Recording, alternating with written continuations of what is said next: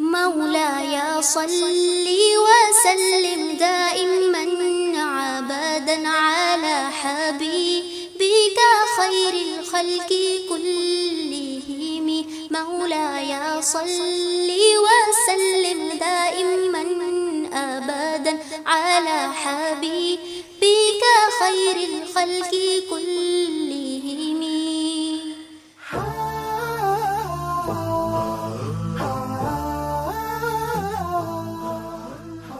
اعوذ باللہ من الشیطان الرجیم. بسم اللہ الرحمن الرحیم. الحمد للہ رب العالمین. نحمده ونستعینه ونستغفره ونعوذ باللہ من شرور انفسنا ومن سیئات اعمالنا. من یهد اللہ فلا مضل له ومن یضلل فلا ہادی له. ونشهد ان لا الہ الا اللہ ونشهد ان محمدا عبدہ ورسولہ. اللہم ارنا الحق حقا وارزقنا اتباعہ. اللہم ارنا الباطل باطلا وارزقنا اجتنابہ. آمین یا رب العالمین. قال اللہ تعالی فی القرآن مجید. بسم اللہ الرحمن الرحیم. الیوم اکملت لکم دینکم واتممت علیکم نعمتی ورضیت لکم الاسلام دینا. صدق اللہ العظیم. پیاری ماؤں، بہنوں اور راہ حق کے عزیز ساتھیوں، السلام علیکم ورحمۃ اللہ وبرکاتہ. آج سیرت النبی صلی اللہ علیہ وسلم کی سیریز میں آج ہمارا 7واں اور آخری دن ہے. آج ہم دیکھتے ہیں پوری زندگی پر ایک نظر ڈالے آپ صلی اللہ علیہ وسلم کی. پیاری ماؤں، ہمارے نبی صلی اللہ علیہ وسلم جیسے کہ آپ لوگ جانتے ہیں کہ مکہ میں پیدا ہوئے. شروع کے دنوں میں ان کی والدہ آمینہ نے دودھ پلایا. اس کے بعد ابو لہب کی لونڈی صوبیہ نے دودھ پلایا. اس کے بعد ہمارے نبی صلی اللہ علیہ وسلم دائی حلیمہ کے گود میں پرورش پائی. تقریباً زندگی کے 6 سال تک آپ صلی اللہ علیہ وسلم دائی حلیمہ کے پاس ہی رہتے ہیں. اچانک ایک بڑا واقعہ پیش آتا ہے جس کی وجہ سے دائی حلیمہ اللہ کے رسول صلی اللہ علیہ وسلم کو ان کی والدہ آمینہ کے پاس چھوڑ جاتی ہیں. اور وہ واقعہ کیا تھا؟ واقعہ شق الصدر کہ نبی صلی اللہ علیہ وسلم کا سینہ کیا ہے؟ چاک کیا جاتا ہے. ماں کی آغوش محبت میں 6 سال کے اختتام پہ آپ صلی اللہ علیہ وسلم رہتے ہیں. اب ان دنوں یہ ہوتا ہے کہ والدہ آپ کو مدینہ لے جاتی ہے تاکہ آپ کے والد کی قبر دکھا سکیں. تصور کیجیے اس وقت کا جب کہ پہلی بار نبی صلی اللہ علیہ وسلم قبر کے لفظ سے آشنا ہوئے. پہلی بار دیکھا کہ وہ زمین جو تھوڑی سی اونچی تھی زمین سے، اس اونچی زمین کے نیچے ان کے والد کیا ہے؟ مدفون ہیں. ابھی تو ماں نے بیٹے کو قبر کے لفظ سے آشنا کیا تھا اور نہیں معلوم تھا کہ یہاں سے رخصتی کے بعد یہی ماں واپس اسی طرح کی قبر میں چلی جائے گی. بتانے کا مقصد یہ ہے کہ نبی صلی اللہ علیہ وسلم جب 6 سال کے تھے، واپسی میں والدہ کی طبیعت خراب ہو گئی اور ابوا کے مقام پر اسی ایک اور ایسی قبر کو اللہ کے رسول صلی اللہ علیہ وسلم کو دیکھنا پڑا جیسی قبر والد کی دیکھ آئے تھے. یہ قبر کس کی تھی؟ ماں کی تھی. تصور کیجئے اس یتیم بچے کی کیفیت پہ کہ 6 سال سے پہلے قبر کا لفظ کا مفہوم نہیں سمجھ میں آتا تھا. جب مفہوم سمجھ میں آیا تو 2 قبریں نگاہوں کے سامنے آ گئی. ابھی غم سے نڈھال ہی تھے کہ دادا نے اپنی شفقت کی باہوں میں سما لیا. نبی صلی اللہ علیہ وسلم 7 اور 8 2 سال 2 مہینے اپنی دادا کی شفقت کی باہوں میں رہے. شعور کی منزل کچھ بڑھی.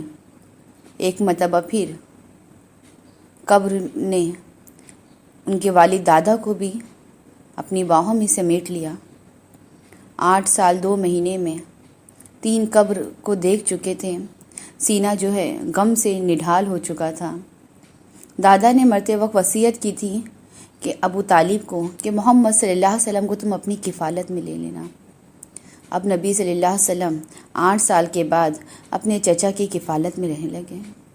پیارے بچوں، نبی صلی اللہ علیہ وسلم کو رحمت للعالمین جو کہا جاتا ہے، بچپن ہی سے وہ رحمت کا پیکر تھے. چچا کی ذمہ داریاں بہت زیادہ تھیں ان کا ہاتھ بٹانے کے لیے 12 سال کی جب عمر کو پہنچے تو اپنے چچا سے گزارش کیے کہ آپ تجارت پہ جا رہے ہیں، مجھے بھی اپنے ساتھ لیتے جائیں۔ تو یہ پہلی تجارت کا سفر تھا جس میں ہمارے نبی کی عمر 12 سال تھی اور آپ صلی اللہ علیہ وسلم اپنے چچا ابو طالب کے ساتھ شام کا سفر کیا۔ اس سفر میں کچھ ایسے پوائنٹ سامنے آتے ہیں، کچھ ایسی چیزیں سامنے آتی ہیں کہ اس کے بعد چچا ابو طالب جو ہے آپ کو دوبارہ تجارت پہ نہیں لے کے جا سکیں۔ 20 سال کی عمر کو جب ہمارے نبی صلی اللہ علیہ وسلم پہنچے، نہ یہ صرف رحمت کا پیکر تھے بلکہ بہت زیادہ جوشیلے بھی تھے اور بہت بہادر بھی تھے۔ 20 سال کی عمر میں جنگ ہوتی ہے جسے جنگ فجار کہا جاتا ہے۔ اس جنگ میں نبی صلی اللہ علیہ وسلم نے حصہ لیا۔ آپ صلی اللہ علیہ وسلم زندگی کے مرحلے پروان چڑھتے رہتے ہیں۔ تقریباً جب 25 سال کی عمر کو پہنچتے ہیں تو حضرت خدیجہ الکبریٰ رضی اللہ تعالیٰ عنہ سے اللہ کے رسول صلی اللہ علیہ وسلم کا نکاح ہو جاتا ہے۔ پیاری ماں اور بہنوں، 25 سال سے لے کے 35 سال کے درمیان آپ صلی اللہ علیہ وسلم کی اولادیں ہوتی ہیں، آپ سے ان کی پرورش کرتے ہیں۔ جب نبی صلی اللہ علیہ وسلم عمر کے 37ویں سال پر پہنچے تو آپ صلی اللہ علیہ وسلم پر حالات کو دیکھتے ہوئے ایک غم کی کیفیت طاری ہو گئی۔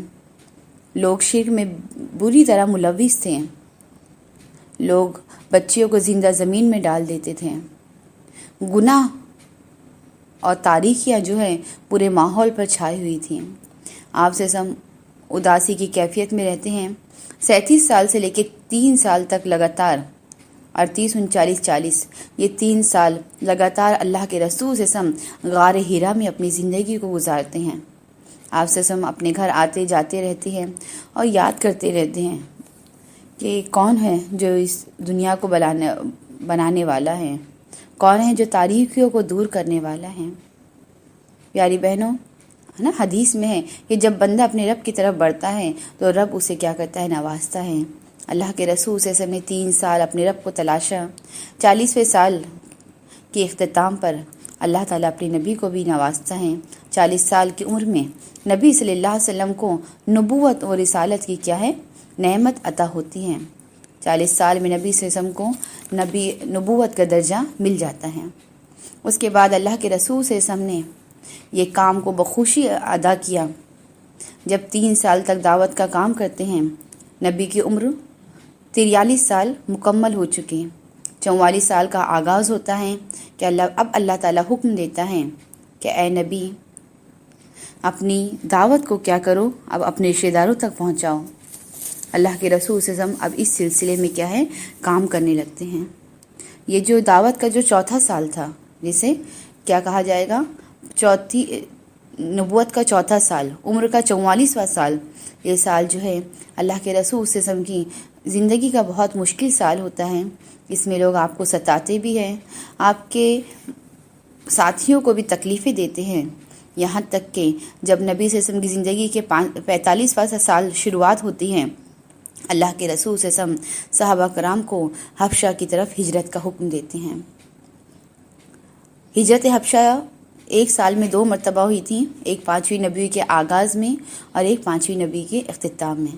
اس طرح ہمارے نبی صلی اللہ علیہ وسلم کی زندگی کا 45واں سال جو ہے مکمل ہوتا ہے۔ اس کے بعد نبی صلی اللہ علیہ وسلم کی زندگی کا 46ویں سال کی ابتدا ہوتی ہے۔ یہ سال جو ہے ایک بہت بڑی نعمت لے کر آیا تھا۔ اس سال میں 46ویں سال میں 2 بڑے جرات مند، 2 بڑے مجاہد، 2 اسلام کے نونہال اسلام کے آغوش میں آتے ہیں، اور وہ ہوتے ہیں ایک حضرت حمزہ رضی اللہ تعالیٰ عنہ اور دوسرے حضرت عمر بن خطاب رضی اللہ تعالیٰ عنہ، جس سے اسلام کو عزت ملتی ہے۔ اسلام میں اعلانیہ لوگ کیا کرتے ہیں؟ نماز خانہ کعبہ میں ادا کرتے ہیں۔ لیکن بولتے نا، تکلیف جو ہے اب اس کے بعد جو آئی وہ اور زور و شور سے آئی۔ نبی صلی اللہ علیہ وسلم کی زندگی کا جو ہے یہ 46واں سال جب مکمل ہوتا ہے، اس کے بعد جو ہے لوگ اللہ کے رسول سے اور سب کا کیا کرتے ہیں؟ بائیکاٹ کرتے ہیں۔ 3 سال تک نبی صلی اللہ علیہ وسلم شعیب ابی طالب میں کیا ہے نظر بندی کی زندگی گزارتے ہیں. یہاں بھی بہت مشکلوں سے، بہت ہی تکلیفوں سے، یہ جو تکلیفیں تھیں وہ ہم جو ہے نا لفظوں سے بیان بھی نہیں کر سکتے ہیں. وہ تکلیفوں سے مائیں بھی گزرتی ہیں، بچے بھی گزرتے ہیں اور صحابہ کرام بھی گزرتے ہیں. روایتوں میں آتا ہے کہ جب 3 سال تک یہ قید کی مسافرت سے سہے، اس کے بعد میں جب یہ قید کی جب زندگی ختم ہوتی ہے، اب نبی صلی اللہ علیہ وسلم کی زندگی کا جو ہے 40واں سال شروعات ہوتی ہے. اللہ کے رسول صلی اللہ علیہ وسلم کی 2 ہمدرد، 2 غم خوار. ایک ہمدرد تو وہ تھے جو لوگوں کی تکلیفوں کو سے آپ کی مدد کرتے تھے، بیچ میں آ جاتے تھے. وہ تھے آپ کے چچا ابو طالب، اور دوسرے غم خوار آپ کی بیوی حضرت خدیجۃ الکبریٰ. یہ وہ غم خوار تھیں جو آپ کی دلی ترجمان تھیں. آپ کو جب تکلیف پہنچتی تو ان الفاظ میں آپ کے کو مرہم رکھتی جس سے آپ سے کی تکلیف جو ہے وہ دور ہو جاتی تھی. تو نبی صلی اللہ علیہ وسلم کی زندگی کا 40واں سال 50واں سال رہتا ہے، نبوت کا 10واں سال رہتا ہے. سب سے پہلے آپ کے چچا ابو طالب جو ہے دنیا سے رخصت ہوتے ہیں. یہ غم ابھی سہ ہی رہے تھے کہ کچھ روایتوں میں آتا ہے کہ صرف 3 دن بعد، اور کچھ میں آتا ہے کہ 2 مہینے بعد اللہ کے رسول صلی اللہ علیہ وسلم کی محبت بھری بیوی حضرت سید خدیجۃ الکبریٰ جو ہے وہ دنیا سے کیا ہے وہ رخصت ہو جاتی ہیں. آپ صلی اللہ علیہ وسلم جو ایک محبت بھرے قلعے میں بند تھے، وہ قلعہ جو ہے وہ پوری طریقے سے زمین میں کیا ہوتا ہے گر جاتا ہے، اور آپ سے تنہا جو ہے وہ بچ جاتے ہیں. اس کے بعد اللہ کے رسول صلی اللہ علیہ وسلم نے زندگی کے میں 50ویں سال میں دوسری شادی کرتی ہیں، وہ ہے حضرت سودا بنت زمعہ رضی اللہ تعالیٰ عنہ سے. یہ شادی جو ہے شوال کے مہینے میں ہوئی تھی، جب نبی صلی اللہ علیہ وسلم کی دعوت کو جو ہے پورے جو ہے وہ 10 سال مکمل ہو جاتے ہیں. پیاری بہنوں، ایک عمر کا بھی تعلق تھا اور ایک تکلیفوں کی بھی انتہا تھی. اللہ تعالیٰ جب اپنے نبی صلی اللہ علیہ وسلم کو دیکھتا ہے کہ یہ تو پورا جسمانی طور پر بھی تھک چکے ہیں اور روحانی طور پر بھی تھک چکے ہیں، اللہ تعالیٰ اپنے نبی کو ایک مرتبہ کیا کرتے ہیں اپنے بارگاہ میں بلاتے ہیں، اور وہ ہے معراج کا واقعہ. تقریباً اللہ کے رسول صلی اللہ علیہ وسلم 11 نبوی کے یعنی عمر کا کیا ہے 51واں سال کا آغاز ہے.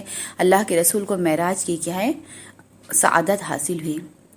نبی صلی اللہ علیہ وسلم جب معراج کر کے جب واپس آتے ہیں، اس کے بعد اللہ تبارک تعالیٰ پھر وہی جوش اور جذبے سے جو ہے وہ دین کا کام کرنے لگتے ہیں. روایتوں میں آتا ہے کہ معراج سے واپسی کے بعد میں اللہ کے رسول صلی اللہ علیہ وسلم کی مدد جو ہے وہ مدینہ کے جانثاروں سے ہوتی ہے. 11 نبوی کے اختتام پر اللہ کے رسول صلی اللہ علیہ وسلم کو مدینہ سے کچھ لوگ آتے ہیں حج کرنے، اور وہ ہوتا ہے کہ اللہ کے رسول صلی اللہ علیہ وسلم کے ہاتھ پر جو ہے وہ اسلام قبول کرتے ہیں. پھر اللہ کے رسول صلی اللہ علیہ وسلم کی زندگی کا 52واں سال شروع ہے. پہلی بیعت عقبہ ہوتی ہے، اس میں جانثار آتے ہیں اور تقریباً 12 کی تعداد میں جو ہے اللہ کے رسول کے ہاتھ پر کیا ہے اسلام قبول کرتے ہیں. نبی صلی اللہ علیہ وسلم کی زندگی کا 53واں سال رہتا ہے 53. اس میں دوسری بار پھر مدینہ سے لوگ آتے ہیں اور اسلام قبول کرتے ہیں، اور اسے اسلام میں دوسری بیعت عقبہ کہا جاتا ہے. اس میں جانثاروں نے یہ بھی کہا تھا کہ اللہ کے رسول سے آپ مدینہ آ جائیے، آپ مدینہ آ جائیے، ہم پوری طریقے سے آپ کی کیا کریں گے مہمان نوازی کریں گے، ہم آپ کی پوری طریقے سے کیا کریں گے مدد کریں گے. پیاری ماں اور بہنوں، جب نبی صلی اللہ علیہ وسلم کی زندگی کا 53 سال جب مکمل ہوتا ہے تو نبی صلی اللہ علیہ وسلم مدینہ کی طرف کیا کرتے ہیں ہجرت کر جاتے ہیں. اللہ کے رسول صلی اللہ علیہ وسلم نے 54ویں سال کے آغاز میں مسجد نبوی کی کیا کی تھی تعمیر کی تھی. وہ نہ صرف مسجد نبوی کو بنایا تھا بلکہ اسلام کی بہترین کالج، بہترین مدرسہ جو ہے مسجد نبوی کی شکل میں کیا ہے مسلمانوں کے سامنے آتا ہے. ابھی تو بولتے نا جو مدینہ میں آنے کے بعد جو سکون، جو آرام میسر تھا، ابھی صرف 1 سال ہی گزرے رہتے ہیں. نبی صلی اللہ علیہ وسلم کی زندگی کا 55 سال شروعات ہوتی ہے کہ ایک بہت بڑی پہلی جنگ اسلام کی ہوتی جسے جنگ بدر کہا جاتا ہے. اس کے بعد 56ویں سال میں دوسری جنگ سے سابقہ پیش آتا ہے اور وہ رہتی ہے جنگ احد۔ 57 کے سال میں بہت سی جنگیں جو ہے اللہ کے رسول صلی اللہ علیہ وسلم کرتے ہیں، جیسے کہ غزوہ بنو نذیر، غزوہ بیر معینہ۔ اس کے بعد میں 58 سال کا آغاز ہوتا ہے، اللہ کے رسول صلی اللہ علیہ وسلم کو غزوہ خندق سے کیا ہوتا ہے، سابقہ پیش آتا ہے۔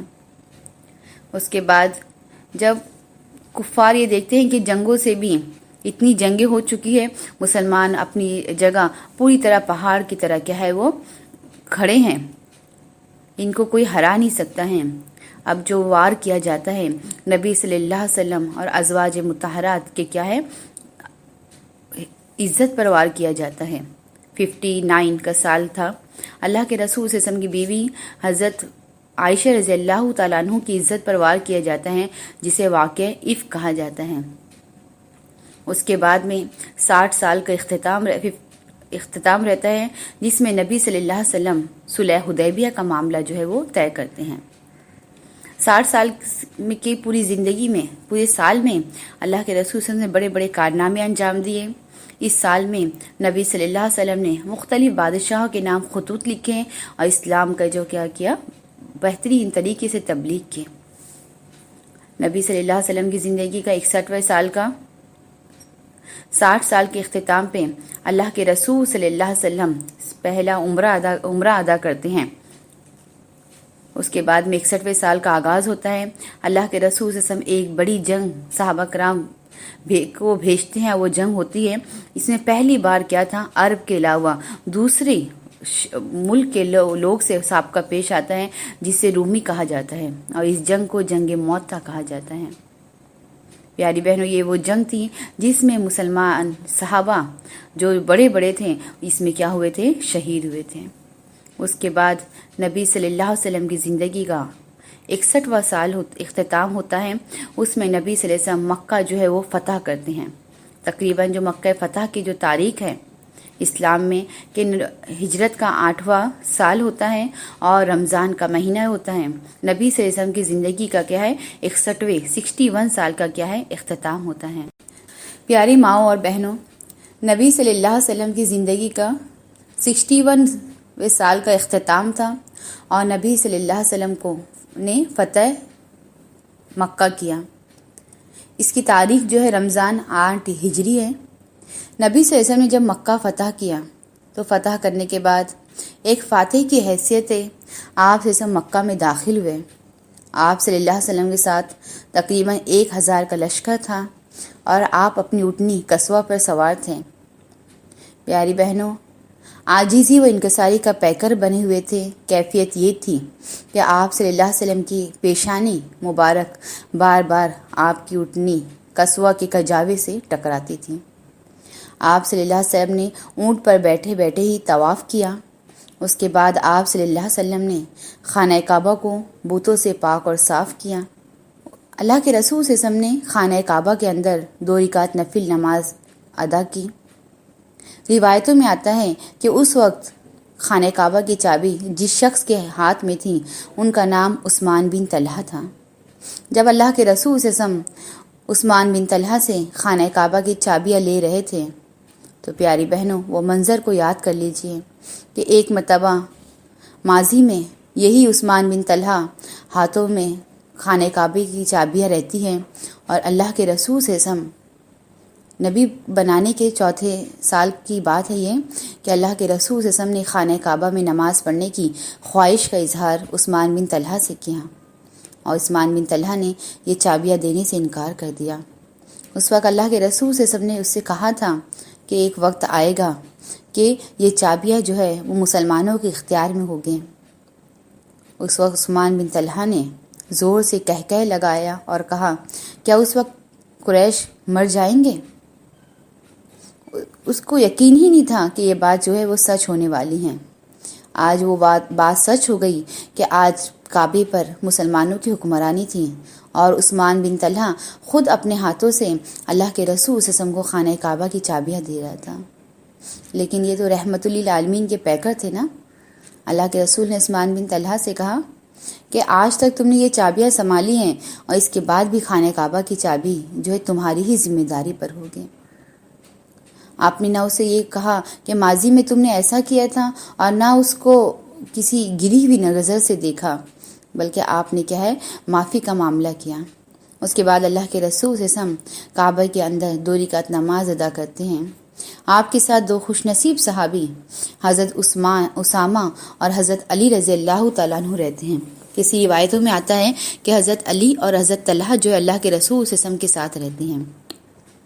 اس کے بعد نبی صلی اللہ علیہ وسلم کے انتظار میں ایک جمع غفیر جو ہے وہ منتظر ہوتا ہے۔ ہر قریش کا لوگ اپنے بارے میں یہ سوچتے رہتے ہیں کہ آج میرے ساتھ کیا ہوگا۔ ہر ایک کے سامنے آپ کا وہ منظر یاد رہتا ہے جو قریش کے لوگوں نے آپ کے ساتھ سلوک کیا تھا۔ وہ اللہ کے رسول صلی اللہ علیہ وسلم سب کے سامنے آتے ہیں، سب سے پہلے اللہ کی وحدانیت بیان کرتے ہیں اور اس کے بعد میں قرآن کی آیت تلاوت کرتے ہیں، یا ایھا الناس، اے لوگوں، ہم تمام کو اللہ نے ایک مرد اور ایک عورت سے پیدا کیا ہے۔ اس کے بعد اللہ کے رسول صلی اللہ علیہ وسلم قریش کے لوگوں سے پوچھتے ہیں کہ بتاؤ آج میں تمہارے ساتھ کیسا سلوک کروں۔ پیاری بہنوں، قریش کے جو لوگ یہ لفظ کہتے ہیں، یہ جملہ جو کہتے ہیں، اس سے یہ یقین پیدا ہو جاتا ہے کہ اللہ کے رسول صلی اللہ علیہ وسلم مکمل طور سے رحمت للعالمین تھے۔ تمام لوگ کیا کہتے ہیں؟ خیرن اخن کریم، آپ تو بہتر انسان ہیں، اور کیا ہے، آپ تو بہترین بھائی ہیں، بھلائی رحم کرنے والے بھائی ہیں۔ وہ ابن خیر اخن کریم، اور آپ کیا ہیں، ایک ایسی باپ کی اولاد ہیں جو بھی کیا تھے، بھلائی کرنے والے، کرم کرنے والے تھے۔ پیاری بہنوں، اللہ کے رسول صلی اللہ علیہ وسلم جن کو یہی قریش کے لوگ صرف اس پاداش میں، صرف اس جرم میں کہ انہوں نے کیا کہا تھا، لا الہ الا اللہ محمد رسول اللہ، اس جرم میں مارا بھی جاتا ہے، ستایا بھی جاتا ہے، اور اپنے ہی شہر سے کیا ہے، دربدر کر دیا جاتا ہے۔ وہ وقت کو یاد کر لیجئے کہ اس وقت جب اللہ کے رسول صلی اللہ علیہ وسلم اپنے گھر کو چھوڑ رہے تھے، ہجرت مدینہ کے سے پہلے کی بات ہے کہ جب اپنے گھر کو الوداع کہہ رہے تھے، تو ترمذی کی حدیث ہے کہ اللہ کے رسول صلی اللہ علیہ وسلم نے کعبے پہ نظر ڈال کر، اور کسی روایت میں آتا ہے کہ وہاں کی زمین کی مٹی لے کر فرمایا کہ اے کعبہ، یہ وہ جگہ ہے جسے اللہ تعالیٰ بہت پسند کرتا ہے، اللہ کے نزدیک زمینوں میں سب سے پسندیدہ زمین ہے۔ اے کعبہ، مجھے تجھ سے بہت محبت ہے، اے مکہ، مجھے تجھ سے بہت محبت ہے، میرا دل چاہتا ہے کہ میں یہیں رہوں، لیکن یہاں کے لوگ جو ہے مجھے یہاں رہنے نہیں دیتے ہیں۔ آج وہ پوری سرزمین جو ہے اللہ کے رسول صلی اللہ علیہ وسلم کی ملکیت میں تھی۔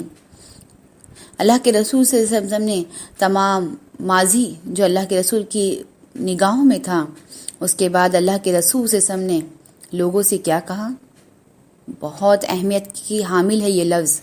اللہ کے رسول نے کہا، لا تثریب علیکم اليوم، لا تثریب علیکم اليوم، یعنی جاؤ اے لوگوں، آج تم پر کیا ہے، کوئی گرفت نہیں ہے، آج تمہاری کوئی پکڑ نہیں ہے، جاؤ، آج تم سب آزاد ہو۔ پیاری بہنوں، سوچیے کہ ہم وہ نبی امتی کی، محمد صلی اللہ علیہ وسلم کی امت ہیں، جس نبی نے اتنی تکلیفیں، اتنے مار کھانے کے بعد لوگوں کو معاف کر دیا، تو ہمارا بھی یہ ہے نا کہ ہم بھی لوگوں کو کیا کریں، معاف کریں۔ ہمارے سامنے بھی وہ لوگ ہوں گے جن کی زبانوں سے ہمیں تکلیف پہنچتی ہے، جن کی باتوں سے ہمارے دل کیا ہو جاتے ہیں، چکنا چور ہو جاتے ہیں۔ پیاری بہنوں، سب کو معاف کر دیجیے، اور اس یقین کے ساتھ کہ ہمارا جو رب ہے وہ بہت معاف کرنے والا ہے۔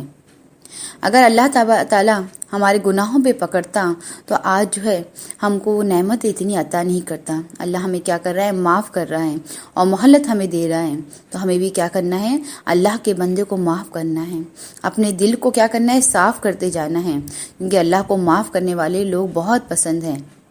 اور میری بہنوں، یقین جانیے کہ ہماری یہ معافی، ہمارا لوگوں سے دلوں کو صاف کرنا اس بات کی گواہی دیتا ہے کہ ہمیں اپنے نبی سے کیا ہے، بہت محبت ہے۔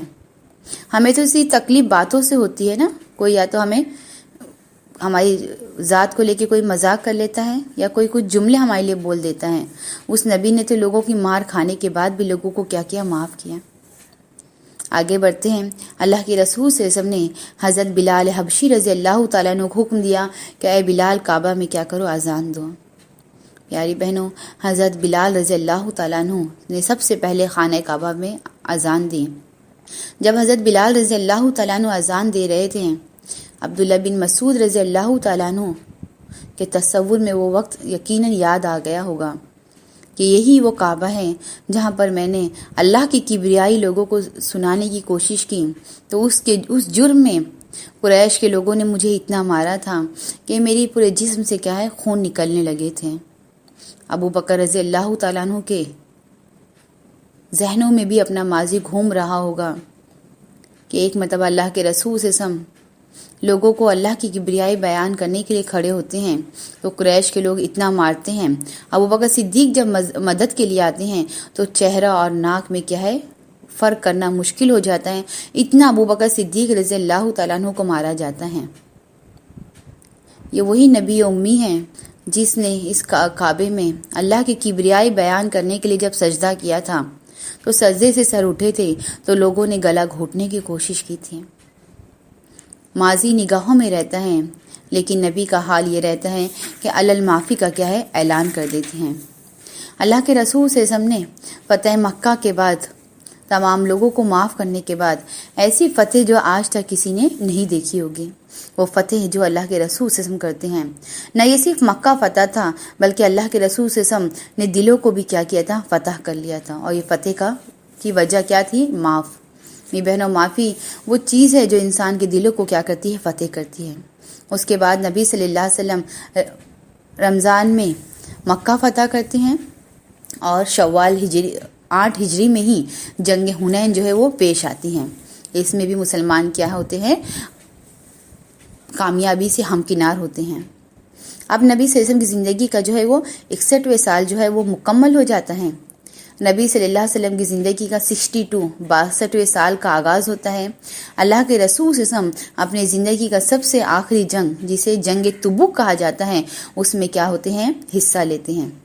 یہ جنگ اسلام میں سب سے مشکل جنگ ہے، جسے جیش الاسرہ کہا جاتا ہے۔ اس جنگ میں مسلمانوں نے بہت زیادہ بڑھ چڑھ کر حصہ لیا تھا، اپنا سب کچھ اللہ کی راہ میں لگا دیا تھا۔ میری بہنوں، جب یہ جنگ آپ کے سامنے آئے، غزوہ تبوک، اس میں حضرت ابوبکر صدیق کو یاد کر لیجئے۔ پرانے لوگ کہتے ہیں نا کہ اپنی اوڑھنی کے پلو میں گانٹھ لگا لیں، تو جب گانٹھ یاد آتی تھی نا تو لوگوں کو یاد آتا تھا کہ میں نے یہ گانٹھ کیوں لگائی تھی۔ چیزیں جو ہے، باتیں یاد آ جاتی ہیں۔ یادداشت کو محفوظ کرنے کے لیے لوگ کیا کرتے تھے، اپنے اوڑھنیوں کے پلوؤں میں گانٹھ باندھ لیتے تھے۔ تو میری بہنوں، آج ہمیں اپنے دماغوں میں کچھ باتوں کو گانٹھ باندھ لینا ہے۔ غزوہ تبوک کا جب نام آئے تو حضرت ابوبکر صدیق کی قربانی کو یاد کر لینا ہے کہ کیسے تھے ابوبکر صدیق، کہ اللہ کی راہ میں سب کچھ لا کے دے دیا، اپنی اولاد کے لیے کچھ نہیں چھوڑا۔ یہ قربانی اگر ابوبکر صدیق نے دی تو ایک قربانی حضرت عثمان غنی نے بھی دی۔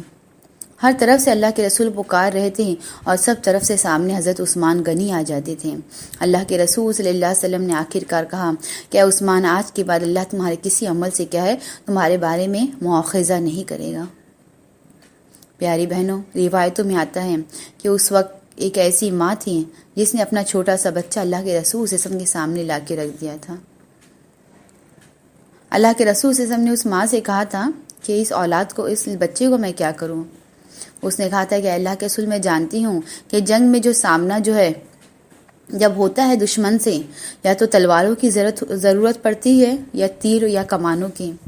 تو اللہ کے رسول صلی اللہ علیہ وسلم، یہ جنگ جو ہے، جو مشکلوں کی جنگ ہے، اس جنگ میں جب آپ کا سامنا ہو اور آپ کے پاس کمانے کم پڑ جائے نا، تو اللہ کے رسول صلی اللہ علیہ وسلم کمان کے طور پر میرے بچے کو کیا کر لیجئے گا، استعمال کر لیجئے گا۔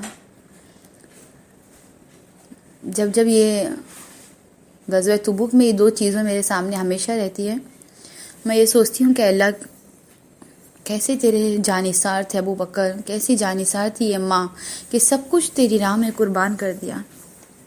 اے اللہ تعالیٰ، ہمارے دلوں میں بھی وہ محبت، وہ جذبہ پیدا کر اسلام کے لیے کہ ہم اپنی صلاحیت، اپنی قربانی کو کیا کریں، اسلام کے لیے کیا کریں، پھیلائیں۔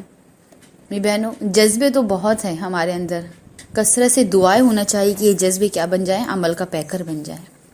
اس کے بعد اللہ کے رسول صلی اللہ علیہ وسلم نے 63ویں زندگی کا جو اللہ کے رسول کا 62واں سال مکمل ہوتا ہے، 63ویں سال میں اللہ کے رسول صلی اللہ علیہ وسلم نے حجۃ الوداع ادا کیا۔ اس حج کو حجۃ الوداع اس لیے کہتے ہیں کہ نبی صلی اللہ علیہ وسلم نے اپنی زندگی میں کا یہ آخری حج تھا۔ پیاری بہنوں، ہمارے نبی نے زندگی میں صرف ایک حج کیا، اور یہ کیا تھا، یہی حج کیا ہے، ایک حج آخری حج بن گیا، جسے کیا کہا جاتا ہے، حجۃ الوداع۔ اللہ کے رسول صلی اللہ علیہ وسلم نے جب خانہ کعبہ کا جب حج کیا، اللہ کے رسول صلی اللہ علیہ وسلم نے حج کرنے کے بعد ایک بہترین خطبہ جو لوگوں کے سامنے ارشاد فرمایا، یہ خطبہ اس منظم کا تھا جس نے ایک باجماعت کیا چلائی تھی، اجتماعیت چلائی تھی، اس قائد کا تھا جس کی قائدانہ صلاحیت آج تک رہتی دنیا تک جو ہے لوگ مانتے ہیں۔ اللہ کے رسول صلی اللہ علیہ وسلم نے ارشاد فرمایا تھا کہ دیکھو جاہلیت کی تمام رسمیں جو ہے وہ ختم ہیں۔ اللہ کے رسول نے فرمایا کہ تمام خونوں کو معاف کر دو جاہلیت کے۔ اللہ کے رسول نے فرمایا سود کو جو ہے وہ ختم کر دو، جاہلیت میں جس نے سود ایک دوسرے سے لیا ہے، دیا ہے، اس تمام کو معاف کر دو۔ پیاری بہنوں، سود جو ہے وہ بہت بری لعنت ہے۔ آج ہماری جو ہے نا پستی کا ایک بڑا سبب یہ بھی ہے کہ ہم سود جیسی لعنت میں کیا ہے، گرفتار ہیں۔ میری بہنوں، یہ بہت بڑا گناہ ہے، یہ حرام گناہ ہے جو ہم لوگ جو ہے نا کرتے ہیں، پھر اس کے بعد ہم لوگ سوچتے ہیں کہ ہم پریشان کیوں ہیں۔ اللہ کے رسول صلی اللہ علیہ وسلم نے اس خطبے میں عورتوں کے بارے میں بھی کہا کہ لوگوں عورتوں کے بارے میں اللہ سے ڈرو، یہ ایک کمزور جان ہے۔ اللہ کے رسول صلی اللہ علیہ وسلم نے اختتام کے خطبے میں یہ کہا کہ دیکھو لوگوں، میں 2 چیزیں چھوڑے جا رہا ہوں، ایک کتاب اللہ ہے، ایک میری سنت ہے، تم اسے کیا کرنا، تھام کے رکھنا۔ اللہ کے رسول صلی اللہ علیہ وسلم نے آخری میں لوگوں سے پوچھا کہ تمہارا میرے بارے میں کیا خیال ہے، کیا میں نے اپنی ذمہ داریوں کو پوری کر لیا؟ پیاری بہنوں، اس وقت صحابہ کرام نے جتنے لوگ کھڑے تھے، کسی روایت میں آتا ہے کہ 1,24,000 تھے، اور کہیں پہ آتا ہے کہ 1,40,000 کا جمع غفیر موجود تھا، اور تمام لوگوں نے کہا کہ آپ نے تبلیغ کا حق ادا کر دیا، آپ نے پیغام کا حق ادا کر دیا، آپ نے ہمارے ساتھ خیر خواہی کی۔ اللہ کے رسول صلی اللہ علیہ وسلم نے اپنے رب کو مخاطب کرتے ہوئے کہا، آپ نے شہادت کی انگلی آسمان کی طرف کی اور آپ نے کہا اللہم اشہد اللہم اشہد اللہم اشہد، اے اللہ تو گواہ رہنا، اے اللہ تو گواہ رہنا، اے اللہ تو گواہ رہنا۔ آگے بڑھنے سے پہلے اپنے نفس کا محاسبہ کرتے چلے ہم، کیا ہم کبھی ایسا کرتے ہیں؟ میری بہنوں، ہر نیک کام کے بعد ہے نا گواہ ٹھہرا دیجیے اللہ کو کہ اللہ تعالیٰ یہ کام جو میں نے تیری رضا کے لیے کیا تو اس پہ گواہ رہنا۔ لیکن میری بہنوں، یہ اس وقت کر سکتے ہیں جب ہم نے اس کا حق ادا کیا ہو۔ آج تو ہم نا حق ادا ہی نہیں کر پاتے ہیں۔ آگے بڑھتے ہیں۔ اللہ کے رسول صلی اللہ علیہ وسلم کو 10 ہجری میں اللہ کے رسول نے فتح مکہ کیا تھا۔ اس موقع پر اس کے بعد اللہ کے رسول صلی اللہ علیہ وسلم کو رمضان میں، اس سے پہلے جبریل امین 2 مرتبہ جو ہے وہ قرآن کا دور کراتے ہیں۔ اللہ کے رسول صلی اللہ علیہ وسلم نے اپنی بیٹی فاطمہ سے بھی یہ بات کہی تھی کہ میرا وقت جو ہے بہت قریب آ چکا ہے۔ اللہ کے رسول صلی اللہ علیہ وسلم نے حضرت معاذ رضی اللہ تعالیٰ عنہ سے بھی یمن رخصت کرتے وقت کہا تھا، اے معاذ، ہو سکتا ہے کہ اس سال کے بعد ہماری ملاقات جو ہے نہ ہو سکتا ہے کہ تمہیں اس کے بعد میری قبر کے پاس سے گزرنا پڑے۔ جب یہ بات اللہ کے رسول نے معاذ بن جبل رضی اللہ تعالیٰ عنہ سے کہی تو آپ سوچ سکتے ہیں کہ وہ محبت کرنے والے، وہ جانثار کرنے والے صحابی کی دلی کیفیت کیا برپا ہوگی۔ آج ہم نے اپنے نبی کو نہیں دیکھا ہے نا، ہم تک ان کی سیرت پہنچی ہے تو ہمارے دل میں ان کے لیے اتنی محبت ہے، تو جن کے ساتھ اللہ کے رسول صاحب نے اپنی زندگی کا اتنا طویل وقت گزارا ہوگا تو اس محبت کرنے والے جانثاروں کا کیا حال ہوا ہوگا۔ روایتوں میں آتا ہے کہ جب اللہ کے رسول صاحب نے اپنے آخری خطبے میں یہ آیت پڑھی، الیوم اکملت لکم دینکم واتممت علیکم الدین واتممت علیکم نعمتی ورضیت لکم الاسلام دینا، حضرت ابو بکر کی کیفیت کا یہ حال تھا کہ گرم گرم آنسو کے ٹپک رہے تھے اور سمجھ رہے تھے کہ اللہ کے رسول سے ان کا کام جو ہے وہ مکمل ہو گیا ہے۔ اللہ کے رسول نے حج کرنے کے بعد مدینہ منورہ آئے۔ روایتوں میں آتا ہے کہ مدینہ آتے وقت ہی اللہ کے رسول صلی اللہ علیہ وسلم مکہ سے مدینہ آتے وقت ہی اللہ کے رسول پہ کیا تھی، طبیعت خراب ہونے لگی تھی۔ اللہ کے رسول صلی اللہ علیہ وسلم کیا ہوتے، بیمار ہونے، بخار لگی تھی۔ اللہ کے رسول مدینہ آنے کے بعد جو ہے سفر کا مہینہ شروع ہوتا ہے۔ اللہ کے رسول جو ربیع اول میں پیدا ہوئے تھے، اور ربیع اول میں کیا ہوں گے، اللہ کے رسول کی زندگی کا جو ہے وہ 63واں سال جو ہے وہ مکمل ہو جائے گا۔ اللہ کے رسول سفر کے مہینے میں جو ہے وہ بیمار ہوئے۔ اللہ کے رسول صلی اللہ علیہ وسلم کو بخار کی کیفیت جو ہے وہ آنے لگی، سر درد میں تکلیف ہونے لگی۔ اللہ کے رسول سفر کے مہینے میں احد کے میدان میں گئے، جہاں پر کیا تھی، اللہ کے رسول کی شہیدوں کی جو ہے وہ قبریں تھیں۔ اللہ کے رسول صلی اللہ علیہ وسلم نے وہاں پر گئے اور ان شہیدوں کے لیے کیا کی، دعائیں مغفرت کی۔ اللہ کے رسول بہت دیر تک شہیدوں کے لیے کیا ہے، دعائیں مانگتے رہے۔ اس کے بعد اللہ کے رسول صلی اللہ علیہ وسلم کیا کیے، واپس آئے۔ واپس آنے کے بعد پھر روایتوں میں آتا ہے کہ اللہ کے رسول صلی اللہ علیہ وسلم نے ایک خطبہ ارشاد فرمایا، اور اس خطبے میں اللہ کے رسول صلی اللہ علیہ وسلم نے یہی ارشاد جو باتیں کی، اس میں سے ایک پوائنٹس بہت زیادہ اہم ہیں۔ اس میں اللہ کے رسول نے فرمایا، دیکھو میرے بعد جو ہے مجھے تمہارے اندر شرک کا ڈر نہیں ہے، مجھے یہ ڈر نہیں ہے کہ تم واپس شرک میں ملوث ہو جاؤ گے۔ مجھے جو ڈر ہے وہ اس بات کا ہے کہ تم جو ہے وہ دنیا سے کیا کرنے لگو گے، محبت کرنے لگو گے، دنیا جو ہے تم پر جو ہے طاری ہو جائے گی۔ یہ بہنوں کتنی بہترین بات اللہ کے رسول نے کی۔ جو اندیشہ اللہ کے رسول نے بیان کیا، وہ اندیشہ دیکھو پورے یقین کے ساتھ جو آج ہمارے سامنے بھی ہے۔ آج ہم شرک سے تو بہت دور ہیں الحمدللہ، لیکن اس کے ساتھ ہمارے پاس جو ہے وہ دنیا کی محبتیں جو ہے ہمارے اوپر جو ہے بہت زیادہ جو ہے وہ حاوی ہے۔ آج اگر کوئی ہمیں کہے نا کہ تجھے کل مرنا ہے، تو ہم کہیں گے کہ نہیں اللہ مجھے بہت جینا ہے۔ ہم کو ہے زندگی کے بہت حریص ہیں۔ کیوں؟ کیونکہ ہمیں موت سے ڈر لگتا ہے، ہماری وہ تیاری نہیں ہے کہ ہم موت کو کیا کہیں، سلامتی کے ساتھ کیا کہیں، ایک آنے کے لیے دعوت دیں۔ پیاری بہنوں، اللہ کے رسول صلی اللہ علیہ وسلم نے سفر کا اختتام تھا، سفر کی 29ویں تاریخ، اس کے بعد میں ربیع اول کا مہینہ شروع ہوتا ہے۔ سفر کی 29ویں تاریخ تھی، اللہ کے رسول رات کو سوئے۔ حضرت زینب رضی اللہ تعالیٰ عنہ کے گھر میں آپ کی باری تھی۔ اللہ کے رسول رات کے وقت اٹھتے ہیں، اپنے غلام ابو محیبہ رضی اللہ تعالیٰ عنہ کو بھی اللہ کے رسول نے اٹھایا، اور ابو محیبہ رضی اللہ تعالیٰ عنہ سے کہا کہ مجھے جنت البقیع لے کے چلو۔ حضرت ابو محیبہ رضی اللہ تعالیٰ عنہ کے ساتھ اللہ کے رسول جنت البقیع جاتے ہیں۔ اس میں اللہ کے رسول کی بیویوں کی بھی، اللہ کے رسول کی ایک بیوی کی بھی قبر ہے، اور بہت سے صحابہ کرام کی قبر ہیں۔ اللہ کے رسول صلی اللہ علیہ وسلم نے ان لوگوں کے لیے دعائیں کی، جنت البقیع میں جتنے مدفون تھے ان لوگوں کے لیے دعائیں کی، اور ان سے کہا کہ تم لوگ تو بہترین جگہ پر پہنچ چکے ہو، اب جو ہے فتنے جو ہے وہ برپا ہوں گے، اور جو زندہ ہے وہ جو ہے ان کے لیے جو ہے فتنے جو ہے وہ سامنے ہیں۔ اللہ کے رسول صلی اللہ علیہ وسلم نے بہت زیادہ عاجزی اور انکساری سے دعا کی، اور اس کے بعد حضرت ابو محیبہ رضی اللہ تعالیٰ عنہ سے فرمایا کہ ایک شخص ہے جسے اللہ تعالیٰ جنت کی کنجی عطا فرما رہا ہے، اور اللہ تعالیٰ اسے یہ بھی کہہ رہا ہے اگر تم دنیا میں رہنا چاہتے ہو تو دنیا میں رہ لو۔ حضرت ابو محیبہ رضی اللہ تعالیٰ عنہ پوری طریقے سے اللہ کے رسول کی بات سننے لگے۔ پھر اللہ کے رسول نے کہا کہ ایک شخص ہے جسے اللہ کہہ رہا ہے کہ تمہیں مجھ سے ملاقات کرنا ہے تو یہاں آ جاؤ، اگر تمہیں دنیا میں رہنا ہے تو یہاں رہ لو۔ حضرت ابو محیبہ رضی اللہ تعالیٰ عنہ سمجھ گئے کہ اللہ کے رسول کس کے بارے میں کہہ رہے ہیں۔ حضرت محیبہ رضی اللہ تعالیٰ عنہ پوری طریقے سے عاجزی اور انکساری کے ساتھ اللہ کے رسول صلی اللہ علیہ وسلم سے کہتے ہیں کہ اللہ کے رسول صلی اللہ علیہ وسلم اس شخص سے کہیے نا کہ اور رہ جائے دنیا میں، بعد میں تو آپ کو جنت میں ہی جانا ہے، تو آپ تھوڑی دیر اور دنیا میں ہمارے ساتھ کیا کر لے، اس شخص سے کہیے کہ ہمارے ساتھ وقت گزار لے۔ وہ اللہ کے رسول صلی اللہ علیہ وسلم نے حضرت محیبہ رضی اللہ تعالیٰ عنہ سے فرمایا کہ اس شخص نے اپنے لیے جو ہے اپنے رب کی ملاقات کو کیا کر لیا ہے، پسند کر لیا ہے۔ پیاری ماؤں اور بہنوں، سوچئے اللہ کے رسول تو وہ مزدور تھے جنہوں نے نا پوری زندگی، آج ہم نے ایک نظر جو ہے پوری اس لیے ڈالی ہے کہ زندگی کا ایک ایک سال آپ کے سامنے آ جائیں۔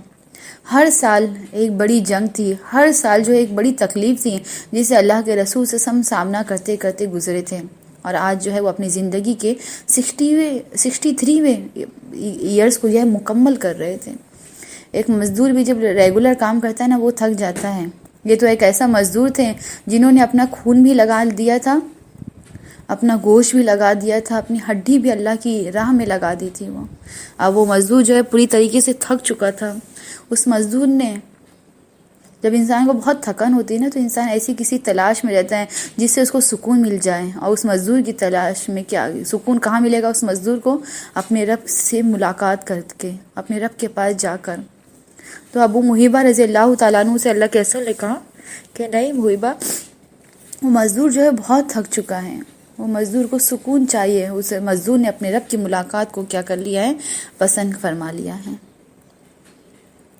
حضرت ابو محیبہ رضی اللہ تعالیٰ عنہ کے داڑھی مبارک سے آنسو کے قطرے نکلنے لگے۔ اللہ کے رسول نے ابو محیبہ سے کہا کہ چلو مجھے زینب کے یہاں پہنچا دو۔ اللہ کے رسول واپس زینب کے یہاں آ جاتے ہیں۔ صبح میں جب اللہ کے رسول سے ربیع اول کی پہلی تاریخ رہتی ہے، اللہ کے رسول جب حضرت زینب رضی اللہ تعالیٰ عنہ کے جب کمرے سے نکلتے ہیں، حضرت عائشہ کے کمرے کے پاس سے گزرنے لگتے ہیں، حضرت عائشہ رضی اللہ تعالیٰ عنہ کو سر میں بہت تکلیف ہوتی ہے، وہ اپنے سر پہ پٹی باندھی رہتی ہیں اور کہتی ہے ہائے میرا سر درد۔ اللہ کے رسول سے حضرت عائشہ سے کہتے ہیں کہ عائشہ، اللہ کے رسول کی بھی سر پہ پٹی بندھی رہتی ہے۔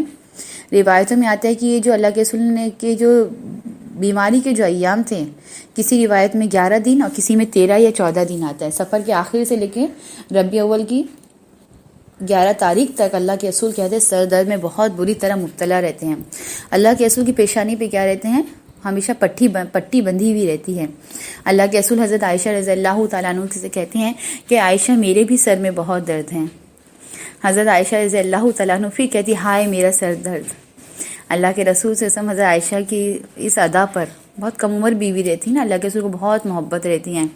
اللہ کے رسول اپنی تکلیف کو تھوڑی دیر کے لیے بھول جاتے ہیں اور اللہ کے رسول حضرت عائشہ سے کہتے ہیں کہ عائشہ سوچو اگر تم اس تکلیف میں اگر مر جاؤ گی تو خود میں تمہیں اپنے ہاتھوں سے کیا کروں گا؟ کفن دوں گا، میں خود اپنے ہاتھوں سے تمہیں قبر میں سلاؤں گا۔ دیکھیے نا میری بہنوں، اللہ کے رسول صاحب اتنی تکلیف میں بھی کتنے زیادہ مہربان ہیں نا، ہمیشہ جو ہے اللہ کے رسول پرمزاح رہتے تھے۔ آج ہم کو تکلیف کہتے ہیں ہائے میری تکلیف، اللہ کے رسول کبھی اپنی تکلیف کا جو ہے وہ اظہار بار بار نہ کرتے، بار بار شکوہ نہ کرتے۔ تو ہنستے ہوئے عائشہ سے کہتے ہیں کہ میں خود تمہیں اپنے ہاتھوں سے کفن دوں گا، خود اپنے ہاتھوں سے قبر میں سلاؤں گا۔ حضرت عائشہ رضی اللہ تعالیٰ عنہ چڑ کے کہتی ہیں کہ جائیے کسی اور بیوی کو اس چیز کے لیے پسند کر لیجئے، مجھے تو چھوڑ دیجیے۔ اللہ کے رسول کہتے ہیں کہ میرے دل چاہا کہ میں عائشہ سے تھوڑی دیر کے لیے اور مذاق کروں، لیکن دعا ہے نا کہ موت میں بہت سختیاں ہیں، ان للموت لسکرات، موت تو جو ہے وہ تکلیفوں کا ہی نام ہے۔ اسی لیے تو صحابہ کرام ہمیشہ یہ دعا مانگتے تھے، اللہم ہون علی الموت، اللہم ہون علی الموت، اے اللہ موت کی سختی سے ہمیں بچانا۔ روایتوں میں آتا ہے کہ اللہ کے رسول صلی اللہ علیہ وسلم اور مذاق کرنا چاہتے تھے، لیکن جو درد کی جو تکلیف تھی، سر درد کی، اس کی ٹیسیں جو ہے وہ بہت بڑھنے لگتی ہے۔ اللہ کے رسول صلی اللہ علیہ وسلم اس جگہ سے کیا ہے روانہ ہو جاتے ہیں۔ اس کے بعد اللہ کے رسول صلی اللہ علیہ وسلم کی بخار کی کیفیت اور مرض کی شدت جو ہے بڑھتی رہتی ہے، یہاں تک کہ اللہ کے رسول صلی اللہ علیہ وسلم نے، جو صحابہ کرام تھے وہ بھی پریشان ہوتے ہیں۔ پہلی بار زندگی میں ایسا ہوتا ہے کہ اللہ کے رسول اتنے لمبے وقت تک کیا کیے تھے؟ بیمار پڑے تھے۔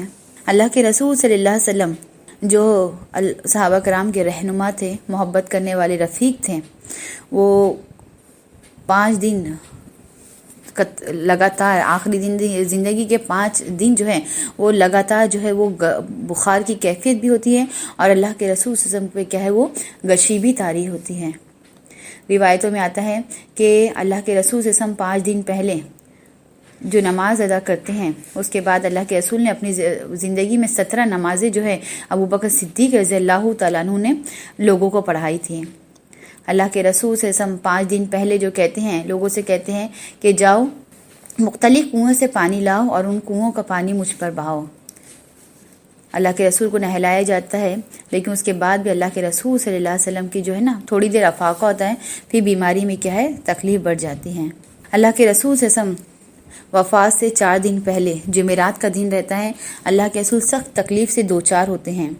اللہ کے رسول صلی اللہ علیہ وسلم صحابہ کرام سے کہتے ہیں کہ جاؤ کوئی کاغذ لے آؤ، میں تمہیں کچھ تحریریں لکھ کے دے دوں، میں تمہیں کوئی وصیت کر جاؤں۔ اس میں صحابہ کرام میں اختلاف ہوتا ہے، کوئی کہتا ہے کہ اللہ کے رسول صلی اللہ علیہ وسلم کو مت لکھنے دو، کوئی کہتا ہے کہ لکھنے دو۔ آخرکار اللہ کے رسول جب اختلافات کی آواز سنتے ہیں تو کہتے ہیں کہ تم سب میرے سامنے سے اٹھ جاؤ۔ اللہ کے رسول صلی اللہ علیہ وسلم نے آخری وقت میں 3 وصیتیں ارشاد فرمائی تھی۔ اللہ کے رسول نے لوگوں سے کہا تھا کہ دیکھو، جیسے عیسائیوں نے اور مشرکین نے اپنی نبیوں کی قبروں کو عبادت گاہ بنا لیا تھا، تو تم لوگ میری قبروں کو کیا کرنا؟ پختہ نہ بنانا۔ اللہ کے رسول صلی اللہ علیہ وسلم نے یہ بھی فرمایا تھا، دیکھو جو لشکر میں بھیجنے والا تھا، لشکر اسامہ، اس کو کیا کرنا؟ بھیج دینا۔ اللہ کے رسول نے جو آخری وقت میں ارشاد فرمایا وہ یہ تھا، نماز کی کیا کرنا؟ حفاظت عطا فرمانا۔ اللہ کے رسول نے فرمایا تھا غلاموں اور لونڈیوں کو کیا کرنا؟ خیال رکھنا۔ اس کے بعد اللہ کے رسول صلی اللہ علیہ وسلم نے جمعرات کے دن 4 نمازیں خود پڑھائی تھی، لیکن آخری نماز مغرب کی نماز اللہ کے رسول نے پڑھائی تھی۔ اس کے بعد عشاء کی نماز جو ہے اللہ کے رسول صلی اللہ علیہ وسلم نہیں پڑھا پائے۔ اللہ کے رسول کی تکلیف میں بہت اضافہ ہو جاتا ہے، اللہ کے رسول پہ بخار کی کیفیت سے غشی طاری ہو جاتی ہے۔ اللہ کے رسول اٹھتے ہیں اور نماز پڑھانے کے لیے آگے بڑھنا، غسل کرتے ہیں، آگے بڑھنا چاہتے ہیں کہ پھر وہی غشی، وہی بے ہوشی جو ہے اللہ کے رسول پہ طاری ہو جاتی ہیں، یہاں تک کہ 3 مرتبہ اٹھتے ہیں اور 3 مرتبہ غشی سے کیا ہوتے ہیں؟ بے ہوش ہو جاتے ہیں۔ آخرکار اللہ کے رسول سے حضرت عائشہ سے کہتے ہیں کہ نماز کا کیا حال ہے؟ حضرت عائشہ کہتی کہ اللہ کے رسول لوگ صفے باندھے آپ کے منتظر ہیں۔ اللہ کے رسول صلی اللہ علیہ وسلم کی ہمت جو ہے وہ ختم ہو جاتی ہے۔ اللہ کے رسول صلی اللہ علیہ وسلم کہتے ہیں حضرت عائشہ سے، جاؤ ابو بکر صدیق سے کہو کہ میری جگہ امامت کر لیں۔ حضرت عائشہ کہتی کہ اللہ کے رسول صلی اللہ علیہ وسلم وہ امامت کیسے کریں گے؟ وہ تو خود بہت رقیق القلب ہے۔ حضرت ابو بکر کیسے تھے؟ بہت نرم دل انسان تھے۔ اللہ کے رسول صلی اللہ علیہ وسلم سختی سے کہتے ہیں کہ جاؤ عائشہ ابو بکر کو کہو کہ میں کیا کر رہا ہوں؟ نماز پڑھانے کا حکم دے رہا ہوں۔ اس کے بعد ابو بکر صدیق رضی اللہ تعالیٰ عنہ نے نماز پڑھاتے ہیں۔ وفات سے 2 دن پہلے کی بات کہ اللہ سنیچر کا دن رہتا ہے، کہ کچھ روایتوں میں آئے کہ 1 دن پہلے کی بات اتوار کا دن رہتا ہے۔ اللہ کے رسول صلی اللہ علیہ وسلم صحابہ کرام کے ساتھ 2 صحابیوں کے ساتھ جو ہے وہ مسجد نبوی میں آتے ہیں اور حضرت ابو بکر صدیق جو ہے وہ نماز پڑھاتے رہتے ہیں۔ اللہ کے رسول صلی اللہ علیہ وسلم ابو بکر صدیق کے بازو میں بیٹھ جاتے ہیں اور ابو بکر کی رضی اللہ تعالیٰ عنہ کی معیت میں کیا کرتے ہیں؟ نماز ادا کرتے ہیں۔ اللہ کے رسول کی وفات سے 1 دن پہلے اتوار کا دن تھا۔ روایتوں میں آتا ہے کہ اس دن اللہ کے رسول صلی اللہ علیہ وسلم کے پاس جو غلام تھے، اللہ کے رسول اسے آزاد کرواتے ہیں اور کچھ دینار رہتے ہیں اسے کیا کرتے ہیں؟ صدقہ کرتے ہیں۔ پیر کے دن اللہ کے رسول صلی اللہ علیہ وسلم کی وفات ہوئی تھی۔ اتوار کے دن روایتوں میں آتا ہے کہ حضرت عائشہ رضی اللہ تعالیٰ عنہ کہتی ہیں کہ ہمارے گھر میں اتنا تیل نہیں تھا جس سے کیا کرے؟ چراغ جلا سکے۔ تیل جو ہے وہ پڑوسن سے ادھار لینا پڑتا ہے جس سے چراغ روشن ہوتے ہیں۔ میری بہنوں، اللہ تعالیٰ یہ بتانا چاہتا تھا کہ گھر بھی تاریک ہے اور دنیا بھی اب کیا ہونے والی ہے؟ تاریک ہونے والی ہے۔ پیر کے دن صبح کو اللہ کے رسول صلی اللہ علیہ وسلم صحابہ کرام کو حضرت ابو بکر صدیق نماز پڑھاتے رہتے ہیں۔ اللہ کے رسول صلی اللہ علیہ وسلم اپنے باہر آ کے دیکھتے ہیں اور پھر کیا ہے؟ واپس چلے جاتے ہیں۔ میری بہنوں، یہ پہلا قدم تھا جو اللہ کے رسول صلی اللہ علیہ وسلم خود چل کر آئے تھے اور واپس ہو گئے۔ صحابہ کرام نماز میں ایک کیفیت کو محسوس کرتے ہیں اور لوگ خوشی کے مارے بے حال ہوتے ہیں کہ اب ہمارے نبی جو ہے وہ اچھے ہو گئے۔ نبی صلی اللہ علیہ وسلم خود اپنے پیروں پر کیا ہے؟ یہاں تک چل کے آئے تھے۔ میری بہنوں، اللہ کے رسول صلی اللہ علیہ وسلم جب حضرت ابوبکر صدیق دیکھتے ہیں کہ آپ سے بہتر ہو گئے تو آپ سے اجازت لے کر وہ کیا کرتے ہیں؟ اپنی بیوی جو مدینہ کے قریب رہتی ہے ان سے کیا ہے؟ ملنے چلے جاتے ہیں۔ روایتوں میں آتا ہے کہ فجر کی نماز کے بعد اللہ کے رسول صلی اللہ علیہ وسلم اب دوبارہ جو ہے نماز کا وقت نہیں آیا۔ چاشت کا جب وقت قریب ہوتا ہے، اللہ کے رسول صلی اللہ علیہ وسلم کی بیٹی حضرت فاطمہ الزہرا رضی اللہ تعالیٰ عنہ سے اللہ کے رسول کان میں کچھ سرگوشی کرتے ہیں۔ جب پہلی مرتبہ کچھ کہتے ہیں تو وہ رونے لگتی ہیں، پھر دوبارہ کچھ کہتے تو وہ ہنسنے لگتی ہیں۔ حضرت عائشہ رضی اللہ تعالیٰ عنہ کہتی کہ میں نے بعد میں پوچھا تھا، اے فاطمہ کیا کہا تھا؟ حضرت فاطمہ رضی اللہ تعالیٰ نے کہا تھا کہ اللہ کے رسول نے پہلی مرتبہ کہا تھا کہ اسی مرض میں جو ہے میری جو ہے میں دنیا سے رخصت ہونے والا ہوں۔ یہ بات جب میں نے سنی تو مجھے کیا ہے رونا آ گیا. یقیناً ہے نا، کسی بھی بیٹی کو اپنی باپ کی موت کے بارے میں اگر پہلے سے ہی پتہ چل جائے گا تو اس کی کیفیت کیا ہوگی. اور باپ تو وہ مربی تھے، وہ مشفق تھے، جس نے بیٹی کو ہمیشہ کیا ہے محبت کے آنچل میں سموئے رکھا تھا. حضرت عائشہ کہتی ہے کہ دوسری بات کیا تھی؟ حضرت فاطمہ کہتی ہے کہ دوسری بات یہ تھی کہ اللہ کے رسول صلی اللہ علیہ وسلم نے مجھے بشارت دی کہ میں کیا ہوں گی، تمام خواتین عالم کی کیا ہوں گی، سردار ہوں گی. وہ اس کے بعد اللہ کے رسول صلی اللہ علیہ وسلم شدید جو ہے وہ تکلیف میں مبتلا ہو جاتے ہیں. حضرت فاطمہ رضی اللہ تعالیٰ عنہ جب آپ کی کیفیت دیکھتی ہے تو زبان سے یہ الفاظ ہوتے ہیں، وَأَقْرَبَ أَبَاهُ وَأَقْرَبَ أَبَاهُ، ہائے میرے ابا جان کی تکلیف، ہائے میرے ابا جان کی تکلیف. اللہ کے رسول صلی اللہ علیہ وسلم حضرت فاطمہ سے کہتے ہیں کہ آج کے بعد تمہارے والد پر جو ہے کوئی تکلیف نہیں آئی ہے. یہ اس بات کا اظہار تھا کہ موت جو ہے نا ایک تکلیف کا ہی نام ہے. حضرت عائشہ کہتی کہ اللہ کے رسول صلی اللہ علیہ وسلم کی موت کے وقت جب میں نے تکلیف دیکھی تھی تو مجھے اس سے پہلے لگتا تھا کہ صرف گناہ گار ہی تکلیف میں مبتلا ہوتے ہیں. جب میں نے اللہ کے رسول صلی اللہ علیہ وسلم کی موت کی تکلیف دیکھی تو مجھے احساس ہو گیا کہ اللہ کے رسول نے یہ بھی بات بتائی تھی کہ نیک لوگوں کو بھی اللہ تعالیٰ تکلیف میں مبتلا کرتا ہے. کچھ لوگوں کے تو اللہ تعالیٰ گناہوں کو جھاڑ دیتا ہے، اور کچھ نیک لوگوں کو کہ تکلیف کی وجہ سے اللہ تعالیٰ جنت میں ان کے درجے کو کیا کرتا ہے، بلند کرتا ہے. لیکن یہ بات تو یقینی ہے کہ موت جو ہے وہ بہت ہی تکلیفوں کا نام ہے. ہمارا آپ کی موت بھی ہماری کیا ہے، منتظر ہے، بہت قریب ہے وہ ہمارے، ہے نا. تصور کیجئے کہ وہ ہمارے بہت قریب ہیں. اب وہ وقت ہوگا کہ انسان جو ہے نا اپنے منہ سے اپنی تکلیف بھی بیان نہیں کر پائے گا. سب سے پہلے جو چیز بند کر دی جاتی ہے وہ زبانیں بند کر دی جاتی ہیں. بہنوں، جب کوئی تکلیف ہوتی ہے نا، انسان کسی سے کہتا ہے نا تو تکلیف کی شدت خود بخود کم ہو جاتی ہے. وہ کوئی انسان کسی کی تکلیف نہیں لیتا ہے، لیکن اللہ تعالیٰ نے زبان سے بولنے کے بعد ہی کیا ہوتا ہے، تکلیف کم محسوس ہونے لگتی ہیں. لیکن یہ جو تکلیف ہوگی وہ اتنی شدت کی تکلیف ہوگی کہ اس میں جو ہے زبان جو ہے وہ بند کر دی جائے گی. اس لیے ہمیشہ دعا کیجیے کہ اللہ تعالیٰ ہمیں کیا کر موت کی تکلیف سے بچا لے، کیونکہ اللہ رب العالمین ہی اگر ہم پر رحم کرے گا جب بھی ہمارے ساتھ کیا ہوگا، رحم کا معاملہ ہوگا. اللہ کے رسول صلی اللہ علیہ وسلم نے حضرت حسن اور حسین رضی اللہ تعالیٰ عنہ کو بلایا، انہیں چوما، اور اللہ کے رسول نے وصیت فرمائی کہ دیکھو ازواج مطہرات کا خیال رکھنا.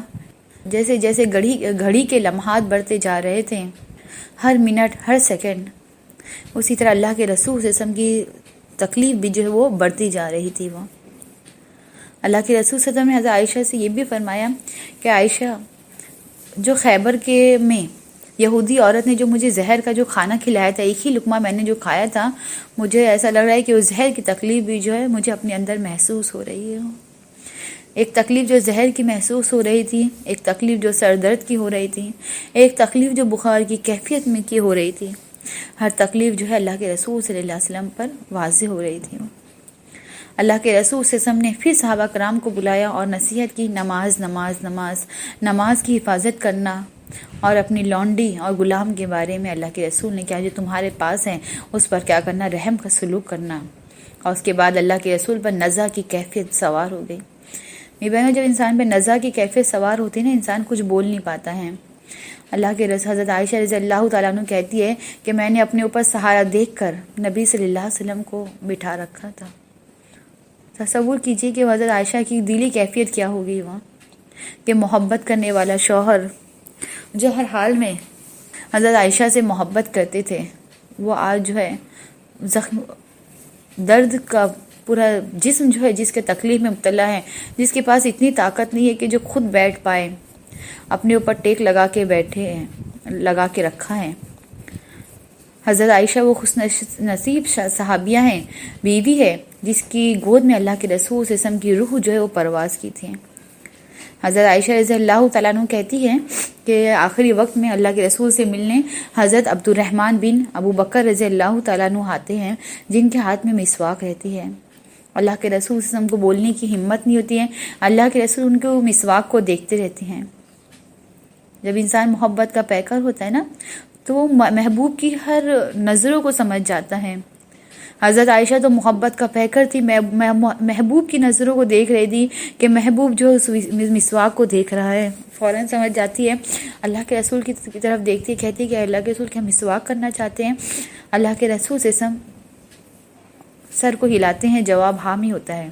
حضرت عائشہ رضی اللہ تعالیٰ عنہ مسواک دیتی ہے، اللہ کے رسول سے کرنے کی کوشش کرتے ہیں تو اللہ کے رسول مسواک جو حضرت عائشہ کو واپس کر دیتے ہیں۔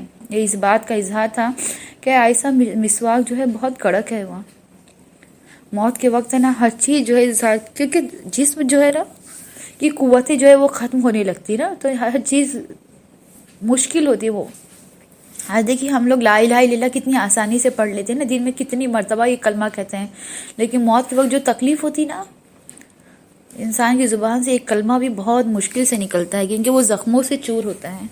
کسی ڈاکٹر کا کال ہے کہ جب بچہ ہوتا ہے جو تکلیف ہوتی ہے، اس تکلیف میں آپ 75% تکلیف اور ملا لیجئے تو اس وقت جو ہے موت کے وقت تکلیف ہوتی ہے۔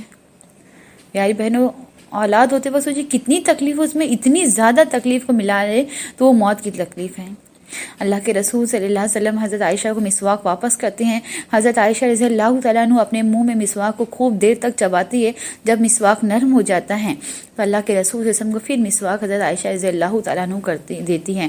اللہ کے رسول اچھی طرح سے مسواک کرتے ہیں، ایک کٹورے میں پانی منگایا جاتا ہے، اللہ کے رسول صلی اللہ علیہ وسلم اس کٹورے کے پانی سے اللہ کے رسول کو منہ پوچھا جاتا ہے۔ اس کے بعد اللہ کے رسول صلی اللہ علیہ وسلم نے بلند آواز سے پڑھا لا الہ الا اللہ، لا الہ الا اللہ۔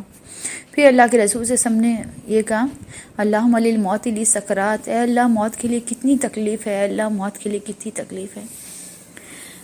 اس کے بعد اللہ کے رسول سے حضرت عائشہ رضی اللہ تعالیٰ عنہ کہتی ہے کہ مسواک سے فارغ ہونے کے بعد چھت کی طرف اپنی نگاہوں کو بلند کیا اور اللہ کے رسول کے ہونٹوں نے کچھ حرکت کی۔ حضرت عائشہ کہتی کہ اللہ کے رسول کی آواز میں نے نہیں سنی، میں نے کان لگایا تو اللہ کے رسول صلی اللہ علیہ وسلم کہہ رہے تھے اے اللہ تعالیٰ ان انبیاء، ان صدیقین، ان صالحین میں میرا بھی شمار عطا فرما جس پر تو نے کیا کیا انعام کیا ہے۔ اللہ کے رسول صلی اللہ علیہ وسلم کہہ رہے تھے اے اللہ مجھے بخش دے، مجھ پر رحم عطا فرما، اے اللہ مجھے بخش دے، مجھ پر رحم عطا۔